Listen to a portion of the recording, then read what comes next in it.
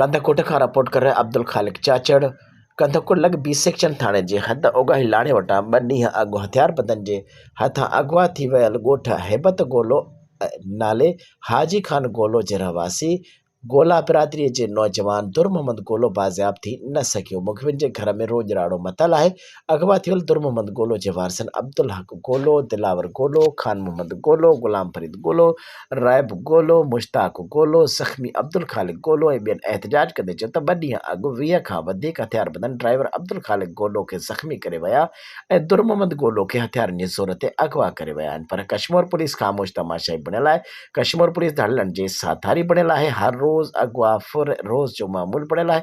असां ग़रीब मिसकिन पोरिहत आहियूं। असांजो कमाइण वारो हिकिड़ो आहे ऐं उन्हनि जे घर में रोज राड़ो मथल आहे। हुननि IG सिंध, DIG लाड़काणो ऐं SSP कश्मीर खां मुतालबो कयो आहे त फौरी असांजे नौजवान खे बाज़ियाब कराए ॾिनो वञे। ॿी सूरत में इंडस हाईवे बंदि करे धरणो हणी वेही रहंदासीं जेसीं ताईं असांजो नौजवान बाज़ियाब न थींदो।